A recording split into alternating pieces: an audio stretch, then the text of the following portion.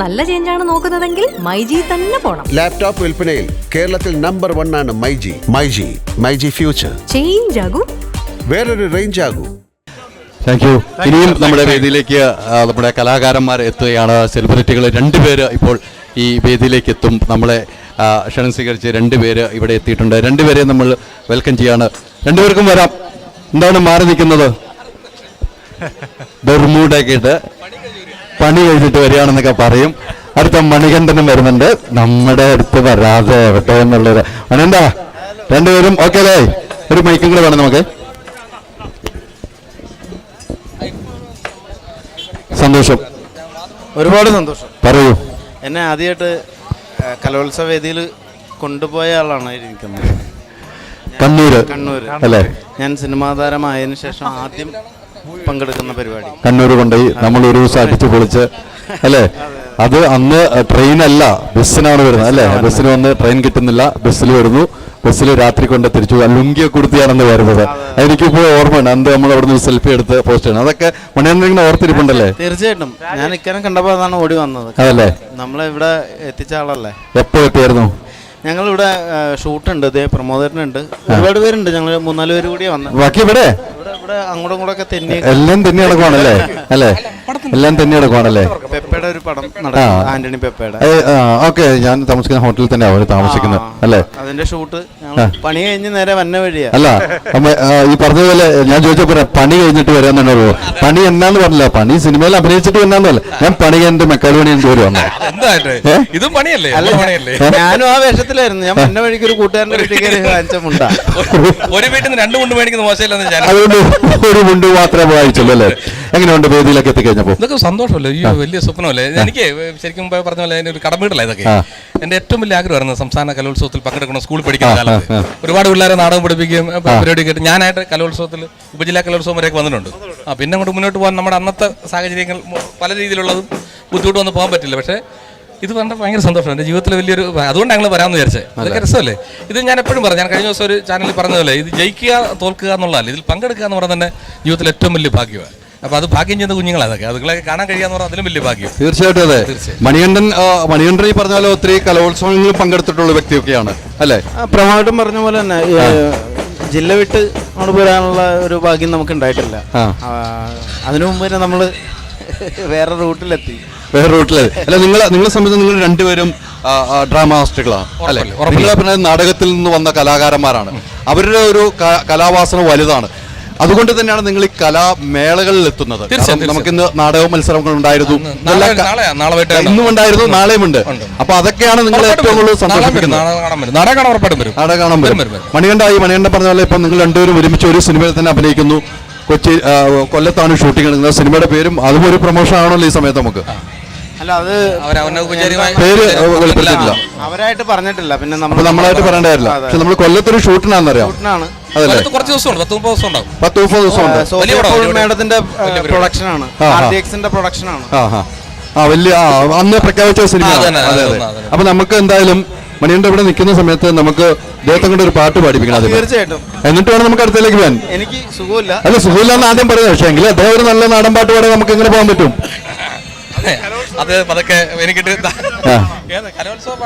ഏത് പാട്ട് വേണിയും പാടാം. നിങ്ങൾ പാട്ട് പാടുന്ന എനിക്കറിയാലോ.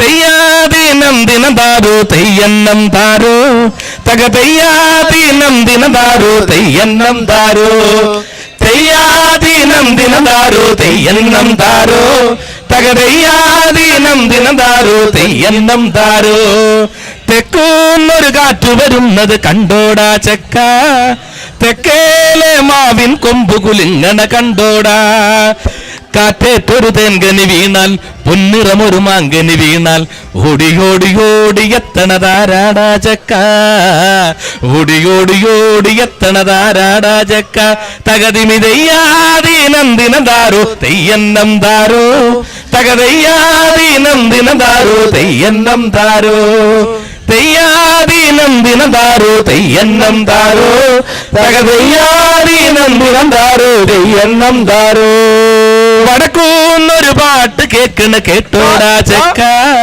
വടക്കേലെ മാവിൻ കൊമ്പിൽ പാടണതാരാടാ പാട്ടിനൊത്തൊരാട്ടമാടാൻ ഒത്തുചേർന്നു താളം തട്ടാൻ ഓടി ഓടി ഓടിയെത്തണതാരാടാ ചക്ക ഓടി ഓടി ഓടിയെത്തണതാരാടാ ചക്ക തകതിമിതയ്യാദീനം ദിനദാരു തെയ്യന്നം താരോ തകതയ്യാദീനം ദിനദാരു തെയ്യന്നം താരോ തകതയ്യന്നം താരോ ഇനിയുണ്ട് ഇത് വേറെ പരിപാടി ഉള്ളതുകൊണ്ട് നിർത്തിയേക്കാം. എങ്ങനെ ഇനിയും പാട്ടിന്റെ ബാക്കിയുണ്ട്. വേറെ പരിപാടി ഉള്ളതുകൊണ്ടേ വേറെ ഇപ്പൊ ഇനി എന്താ പരിപാടി? നല്ല പരിപാടി അവിടെ നടക്കുന്നത്. അത് ഗ്രൂപ്പ് ഡാൻസ് ആണ് ഇപ്പൊ നടക്കുന്നത് അല്ലേ? അടിപൊളി അത് പരിപാടി. ഏറ്റവും നല്ല കഷ്ടപ്പെട്ടുള്ള ഗ്രൂപ്പ് ഡാൻസ് ആണ് അവിടെ നടക്കുന്നത് നമുക്കറിയാം. എല്ലാ വേദികളിലും ഒരേ പരിപാടിയാണ്. അതും നമ്മൾ പ്രേക്ഷകർക്ക് എത്തിക്കൊണ്ടിരിക്കുന്നത്. ഇതൊക്കെ നല്ല കലാകാരന്മാരാണ് വന്നിരിക്കുന്നത്. നമ്മൾ പാടി ഉള്ളത് കൂടെ കളയണ്ടല്ലോ. അല്ല അങ്ങനെയല്ലോ, നമ്മളെ സംബന്ധിച്ചുള്ള ഒരു കലോത്സവ വേദി വരുമ്പോൾ നിങ്ങൾ ചെയ്യുന്ന ഒരു പെർഫോമൻസ് നമ്മുടെ ചാനലിലൂടെ പ്രേക്ഷകർക്ക് കൊടുക്കുക എന്നുള്ള സന്തോഷമുണ്ടല്ലോ. നല്ല മനോഹരമായി പാടിയിട്ടുണ്ട്. നമുക്ക് ഈ നേരത്തെ പറഞ്ഞ കലോത്സവത്തിനും പങ്കെടുക്കാൻ കഴിഞ്ഞിട്ടില്ല ഇങ്ങനെ അല്ലേ? ആ വേദന മാറി. ആ വേദന മാറിയില്ലേ?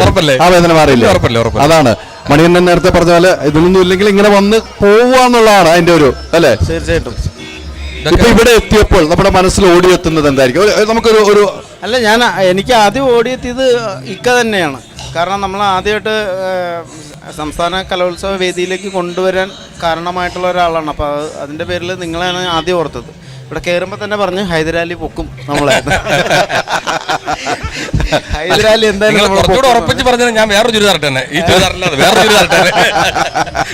അല്ല, ഇതൊക്കെയാണ് ഒരു സന്തോഷം. നമുക്ക് സന്തോഷം, വളരെ ബന്ധങ്ങളുമാണല്ലോ നമ്മുടെ സുഹൃത്ത് ബന്ധങ്ങൾ. ശരിക്കും പറയാമല്ലോ, നന്നായിട്ട് കഷ്ടപ്പെട്ട് രാവിലെ 4:30 ഞങ്ങൾ പോയതാ പണിക്ക്. അതായത് കടലിലാണ് പണി. അവിടെ നിന്ന് നേരെ ഇറങ്ങി വന്നിട്ട് വരും. ഉപ്പരസമായിരിക്കും ദേഹം മുഴുവൻ, കുളിച്ചിട്ട് പോലും സത്യം. പക്ഷെ ഇത് കാണണമെന്നുള്ള ആഗ്രഹം കൊണ്ട് വന്നാൽ അല്ല, അതാണ് നമുക്ക് കലാകാരന്മാർക്ക് കലയോടുള്ള ശ്രമം. കുറച്ചു മുമ്പ് ഇവിടെ MLA വിഷ്ണുനാഥും അതോടൊപ്പം നൗഷാദ് MLA രണ്ട് പാർട്ടിയിൽ നിന്നുള്ള MLA-മാരാണ് വന്നത്. ഇവരെ കലോത്സവം പങ്കുവെക്കാണ്. രണ്ടുപേരും നല്ല ആളും പാട്ടുകാരല്ല, നടന്മാരും പാട്ടുകാരും. ഇവർ രണ്ടുപേരും. അതാണ് കലയിൽ ഒന്നുമില്ല, രാഷ്ട്രീയമില്ല, മതമില്ല, ഒന്നുമില്ല. നമ്മളൊരു പാട്ട് പാടിയപ്പോൾ കേട്ട് നിൽക്കുന്ന പല രാഷ്ട്രീയക്കാരുണ്ട്, പല മതക്കാരുണ്ട്, പല ചിന്താക്കാരുണ്ട്. പക്ഷെ കല അതാണ്, കലയാണ് ഇത്രയും പേരെ ഒന്നിച്ചിവിടെ കൊണ്ടുവന്നത്. അതെ, 14,000 കുട്ടികൾ പിന്നെ ഒഴുകി എത്തുകയാണ്. ചെറിയ കാര്യമാണ്. അതാണ് ഈ ആശ്രമ മൈതാനം എന്ന് പറഞ്ഞത്. ആശ്രമ മൈതാനം എന്ന് പറഞ്ഞ വലുതാണ്, ഒത്തിരി സത്യങ്ങൾ വിളിച്ചു പറഞ്ഞ മൈതാനം. പിന്നെ അല്ലേ? വളരെ സന്തോഷം. അത് ഇവിടെ വന്ന് നിൽക്കാൻ പറ്റും. നമുക്ക് ഈ ഇരിക്കുന്ന ആളുകളുടെ ഇടയിൽ ഞങ്ങളും വന്ന് നിൽക്കാൻ കഴിഞ്ഞ വലിയ ഭാഗ്യം. എന്നാ ഒരു പാട്ടും കൂടെ പാടി നമുക്ക് നിർത്താം.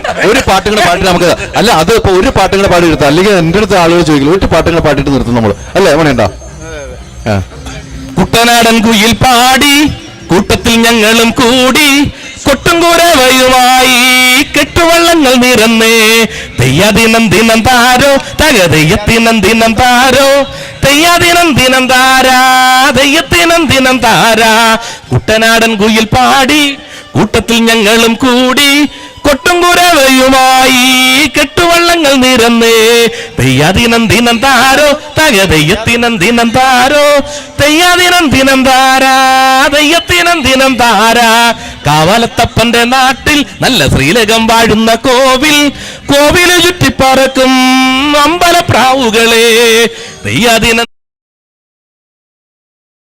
താരോ തെയ്യാദിനം ദിനം താരാ തെയ്യത്തിനം ദിനം താരാ തെയ്യത്തിനം ദിനം താരാ തെയ്യത്തിനം ദിനം താരാ. മതി. താങ്ക് യു അല്ല താങ്ക് യു എന്ന് പറഞ്ഞാൽ എന്തിനാണല്ലോ? അതാണ് താങ്ക് യു മണിയണ്ണൻ പോകാൻ വേണ്ടി. പക്ഷെ മണിയണ്ണൻ അങ്ങനെ ഞാൻ വിടില്ലല്ലോ. മണിയണ്ണൻ ഒരു 2 ലൈൻ പാടാതെ എങ്ങനെ പോകും? ഒരു ഇല്ല, സൗണ്ട് ഭയങ്കര. എന്നാ നമുക്ക് അങ്ങനെ ഞങ്ങൾ രണ്ടുവിടാ അല്ല ഞങ്ങൾ വിടാ. മണിയണ്ണൻ പറയാം നമുക്ക് പറയാം. നമുക്ക് ഒന്നാമത് എനിക്ക് നന്നായിട്ട് പാടാൻ അറിയില്ല. അത് വേണ്ട അത് ഞാൻ കേട്ടു നന്നായിട്ടില്ല. അത് വേണ്ട. അല്ല ഒരു 2 ലൈനും പാടണ മണിയണ്ട. എന്താ എല്ലാരും ഇവിടെ നിൽക്കല്ലേ? അപ്പൊ ഞാൻ എന്റെ പറഞ്ഞേ കമ്മട്ടിപ്പാടത്തിലെ പാട്ട് ഞാനറിയും കുരലുകളെല്ലാം എന്റേതോ പൊന്നച്ച, നീ അരിയും കുരലും ചങ്കും എല്ലാരുടെയും പൊന്മകനെ. ഞാൻ ഏന്തിയ ചാറും ജരവും മധുവല്ലേ പൊന്നച്ച, നീ മോന്തിയ മധു നിൻ ചോര ചുടുചോര പൊന്മകനെ. നാം പൊത്തിയ പൊക്കാളിക്കര എങ്ങേ പോയി നല്ലച്ച, നീ വാരിയ ചുടുചോറപ്പം വെന്തേ പോയി നന്മകനെ. അക്കാണും മാമലയൊന്നും നമ്മുടെതല്ലൻ മകനെ, ഇക്കാ കായൽ കരയും കഴവും ആരുടേതുമല്ലൻ മകനെ പുഴുപുല്ലികൾ പക്കി പരുന്തുകൾ കടലാനകൾ കാട്ടുരുവങ്ങൾ പുലിപുഴികൾ പക്കി പരുന്തുകൾ കടലാനകൾ കാട്ടുരുവങ്ങൾ പലകാലപ്പര ദൈവങ്ങൾ പുലയാടികൾ നമ്മളുമൊപ്പം കലയിച്ചു പൊറുക്കും ഇവിടം ഭൂലോകം. എടാ ഒരു പാട്ട് പാടുമ്പോഴാടാ നീ അവിടെ നിന്ന് ഇങ്ങനെ കാണിക്കില്ല, അപ്പൊ നിങ്ങൾ നിന്നിവിടെ കൊണ്ടുവരും. ഒരു പാട്ട് പാടാൻ അറിയിക്കില്ലല്ലേ? അതല്ലേ പോന്നു മതിയെന്ന്. അവനെ എന്റെ ഒരു പഴയ ശിഷ്യനാ. അതെയോ? ഞങ്ങളൊരു നാടകം ചെയ്തിരുന്നു RLV കോളേജ്. ശിഷ്യനും വരൂ. അപ്പൊ അവനെ കണ്ടപ്പോ ഞാനാകെ ഷോക്കായി പോയി. നല്ല ഗുരുദക്ഷിണ. നല്ല ഗുരുദക്ഷിണ. പരിചയമുള്ള ഒരു ശബ്ദം ഇങ്ങനെ കേട്ടിട്ട് അങ്ങനെ എത്തി നോക്കിയത്. ഞാൻ വേഗം കാണുമല്ലോ, ഹൈറ്റ് ഉള്ളതുകൊണ്ട്. അങ്ങ് അപ്പോഴാണ് മൂപ്പർ എത്രയോ കാലത്തിന് ശേഷം കാണുകയാണ്. എനിക്ക് തോന്നുന്നു അതിന് നമ്മളൊരു തൃശ്ശൂർ ഒരു പ്രോഗ്രാം കണ്ടില്ലേ, FFKയിലോ, ആ സമയത്ത് കണ്ടിരുന്നു. എന്തായാലും ഒരു 5-6 വർഷത്തിന് ശേഷം കാണാം. 5-6 വർഷത്തിന് ശേഷം കാണുന്ന കേട്ടോ. ശബ്ദം കേട്ടാണ് വന്നത്. അതാണ് ഞാൻ പെട്ടെന്ന് ഞാൻ ഞെട്ടിപ്പോയി. എന്റെ പാട്ട് ഞാൻ ഉറക്കത്തിൽ പോലും മറക്കാത്ത പാട്ടാണ്, തെറ്റാത്ത പാട്ടാ, അത് തെറ്റിപ്പോയി. ഞാൻ ആസ്വദിച്ച് തരികയായിരുന്നു.